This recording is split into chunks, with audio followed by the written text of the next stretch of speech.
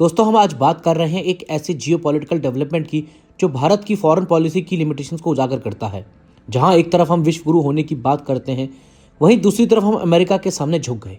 खबर यह है कि भारत ने ईरान के चाबार पोर्ट प्रोजेक्ट से अपना हाथ खींच लिया है। जिस प्रोजेक्ट को पिछले एक दशक से भारत का मास्टर स्ट्रोक और पाकिस्तान के ग्वादर पोर्ट का जवाब बताया जा रहा था, आज वही प्रोजेक्ट यूएस सैंक्शन के डर की भेंट चढ़ गया। ये फैसला भारत की स्वतंत्र विदेश नीति पर एक बड़ा सवालिया निशान खड़ा करता है। हकीकत यह है कि भारत का यह कदम कोई रणनीतिक दबाव नहीं, बल्कि एक मजबूरी में लिया गया है। भारत का प्लान था कि पाकिस्तान को बाईपास करके अफ्रीका और सेंट्रल एशिया तक अपनी पहुंच बनाई जाए, लेकिन डोनाल्ड ट्रंप की अमेरिकी सत्ता में वापसी और उनकी मैक्सिमम प्रेशर पॉलिसी ने भारत के सारे समीकरण बिगाड़ दिए हैं। अमेरिका ने साफ कह दिया है कि जो भी देश ईरान के साथ बिजनेस करेगा, उसे अमेरिकी सैंक्शन और टैरिफ का सामना करना पड़ेगा। यहाँ भारत की आलोचना इस बात पर होनी चाहिए कि हम अमेरिका के दबाव को मैनेज करने में नाकाम रहे।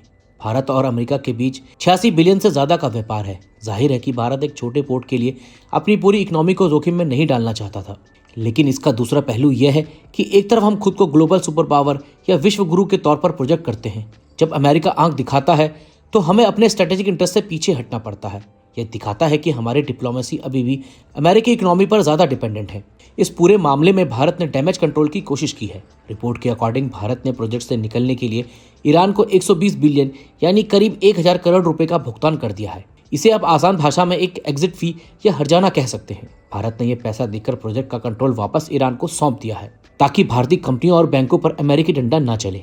हमने पैसे तो दे दिए, लेकिन जो वक्त और गुडविल हमने इसमें इन्वेस्ट की थी, उसका अब क्या होगा? इसका सबसे कड़वा सच ये है कि जियोपॉलिटिक्स में खाली जगह कोई नहीं छोड़ता। भारत के हटने के बाद एक वैक्यूम क्रिएट होगा। अब सबसे बड़ा डर यह है कि इस मौके का फायदा उठाकर चीन वहां अपनी जगह बना सकता है। अगर चीन ने चाबार में निवेश कर दिया तो भारत चारों तरफ से घिर जाएगा। पाकिस्तान में ग्वादर और ईरान में चाबार दोनों चीन के प्रभाव में होंगे।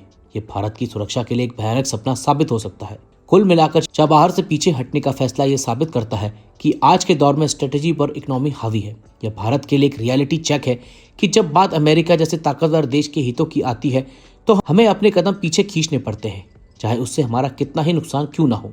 यह कूटनीतिक हार है जिसे स्वीकार करना जरूरी है।